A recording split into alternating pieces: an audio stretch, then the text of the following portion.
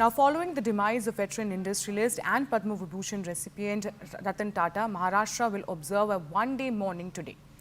That is Thursday, 10th October, in his honor, as announced by the Chief Minister Eknath Shinde. As a mark of respect, this official mourning will include lowering the national flag to half-mast, and all government offices across the state. Additionally, no entertainment or recreational program will take place during this period.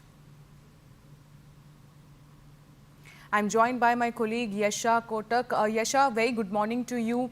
Where are you reporting from right now? What are you observing? What is the mood on ground? Because this is a very sad day as India has lost one of its national icons. Absolutely, Shireen. In fact, we've already heard, there were several people who already gathered late last night at Breach Candy Hospital to pay their tributes to Ratan Tata. In fact, I am right here outside his residence. Last night, after he passed away, his mortal remains were brought here at his residence, where it will be kept until 10:30 a.m. Following which, he'll be taken to NCPA. Now, NCPA is a place where mortal remains would be kept all the way from 10:30 until 3:30, so that people, those who would want to pay their tribute to Ratan Tata, they could visit there. Following which, he'll be taken to the Worli crematorium. Now, let us recollect that when Cyrus Mistry passed away, even his last rites were done at Worli crematorium. Similarly, it will be for Ratan Tata as well, where after 4 o'clock is where his last rites would take place. Now, of course, like you rightly mentioned, the fact that Ratan Tata passed away is something that has come as a shock and a mourning period for not only the state but the entire country. We also heard the Chief Minister as well as Deputy Chief Minister, both of them visit Breach Candy Hospital yesterday, wherein the Chief Minister mentioned that there'll be state honours that will be given to Ratan Tata because of his contribution. Now here, of course, he was not only an industrialist who contributed to various fields of industries, but apart from that, he was also a philanthropist, a socialist who would take care of several people. In fact, in Mumbai, the last legacy that he leaves back just a couple of days ago, just a couple of months ago, was the pet hospital that he in fact worked on, something that he wanted a full-class facility for the strays in the city is something that was set up in the Parel area. So here, of course, we've also heard the Chief Minister himself mention that that the fact that Ratan Tata, while he would focus on the industries, he'd ensure that through Tata Trust there is a good chunk of money that goes back to the society, and here, because of his contribution towards the society, is something that people look up to him at. Now here.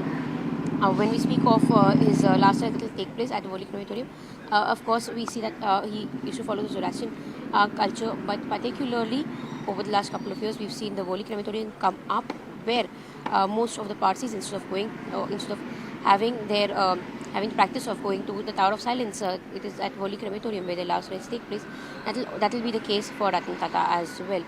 We've of course seen his family member also issue a statement wherein they've asked for privacy.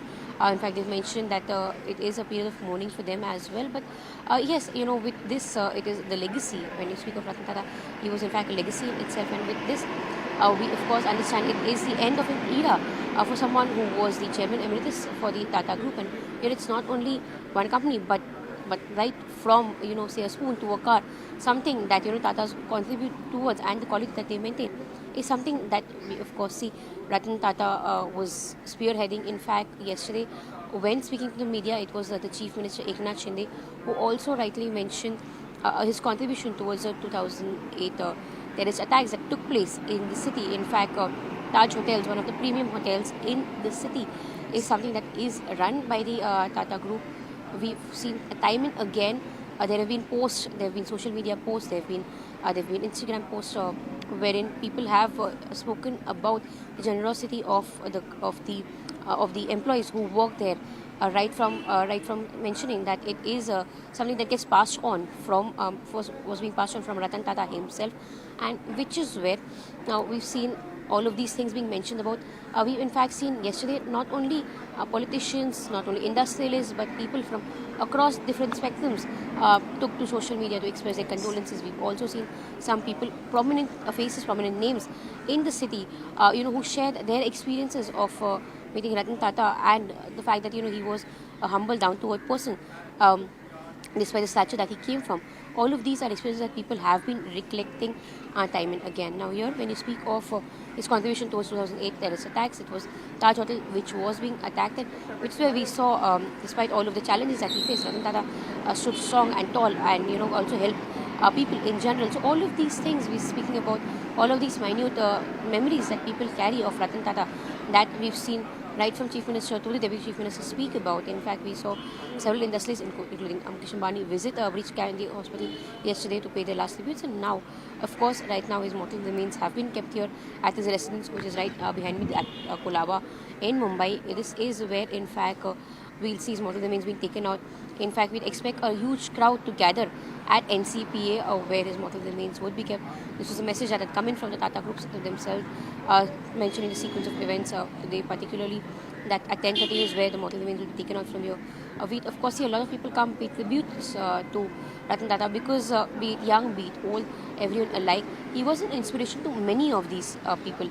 In fact, for youngsters, we saw the quirky social media post that he put was something that people really looked forward to, and all of these things, all of these are memories that people would carry of Ratan Tata, which is where we see that there will be a huge crowd that is expected to gather at NCPA. In fact, on both ends of his residence, there have been tight police bandobast, police barricading that have been made, and a strong police bandobast made right outside his residence. In fact, there'll be similar kind of bandobast that will be made at the NCPA as well, where his mortal remains would be given. Similarly at Holy Crematorium, because Holy Crematorium event would closely be for his family and friends, his associates for that matter would be visiting. And here, of course, for his contribution in general, Ratan Tata would be given the state honours, and we've seen, in fact, right from Prime Minister to the Chief Minister, all of them speak about how it is a loss to the country in general. Initially. Yasha, please stay with us as we slip into a small break. We'll keep coming back to you to get more updates from the ground. We slip into a short break and more news and updates on the other side.